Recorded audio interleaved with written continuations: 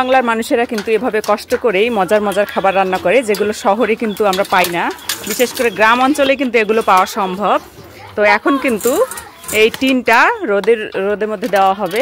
তো এই যে দেখতে পাচ্ছেন, এখন আমরা চালের সারাদিন অনেক বেশি রোদের মধ্যে শীতলগুলোকে শুকিয়েছি এবং এখন এগুলোকে আবার নতুন করে হাত দিয়ে মেখে তারপরে আবার নতুন করে মেলে দিয়ে তারপরে এই যে হলুদ গুঁড়ো দিয়ে সুন্দর করে আবার কালকে রোদে দিব।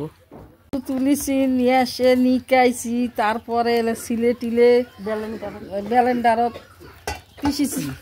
পিসার পর নিয়ে আসে কি শুটকি মাছ রোদের মধ্যে নাড়ে দিছি, গুঁড়া করেছি। গুঁড়া করে এই কচুগুলা দিয়ে নাড়াচাড়া করে ওদের নাড়ে দিছি। দেওয়ার পর এই দিয়ে এখন শুকে গেছে, এখন ফির আটো করে দিছি, দিয়ে হলুদ দিছি, হলুদের গুঁড়া দিছি। কি জন্য হলুদ দেওয়া হয়? এগুলো মাছি পলে আঁচি দিবি, পোকা দিবি, সেই জন্য হলুদ দিছি। দেওয়ার পর এখন এগুলা শুকালে শুকালে দড়িত করে ফুড়ে খুব বেশি করে শুকবা লাগবি। শুকার পর চুলার আগুনত দিয়ে পুড়ামো, পুড়ে তারপর পানি দিয়ে ভিজামো, ভিজে থুয়ে পাটা শিল পাটাত ফির পিষে তারপর রসুন পেঁয়াজ মশলা বেশি করে দিয়ে তেল দিয়ে মাছ, টাকি মাছ অথবা ভুরাই মাছ, নাহলে ইলিশ মাছ, যা মাছ মন চায় দিয়ে বেশি করে মাছ দিয়ে পাক করে কাঁচা মরিচ দিয়ে পাক করলে খুব সুস্বাদু হয়। খায় শীতের টাইমে নতুন চালের ভাত আর শীতলের তরকারি।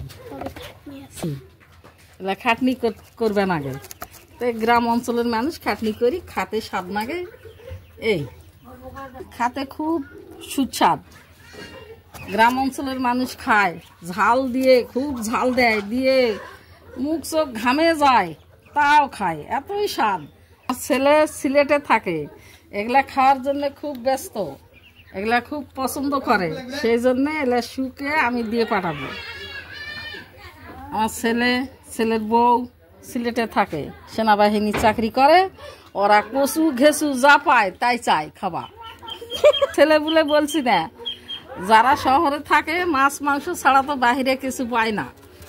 এগুলা শাক সবজি শীতল এলা খাওয়ার জন্য পাগল, এলা খায়, সেই জন্য আমরা কষ্ট করে এলা তৈরি করি।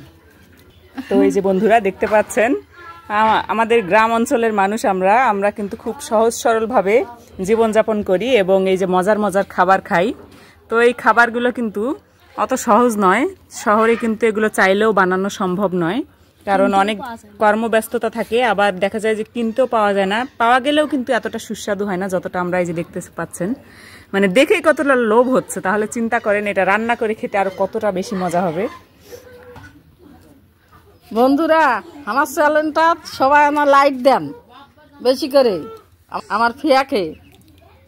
আর দেখতে পেলেন আমরা কিভাবে শীতলের প্রসেসিং করলাম, আর এগুলো এখন রোদে শুকাবো, আর রোদে শুকিয়ে দেওয়ার পর তারপরে এটা যখন কমপ্লিট হয়ে যাবে তখন কিন্তু আমরা রান্না করব। তো রান্না করার ভিডিও দেবো ইনশাআল্লাহ। এগুলো হচ্ছে আমাদের উত্তরবঙ্গের বিখ্যাত শীতল।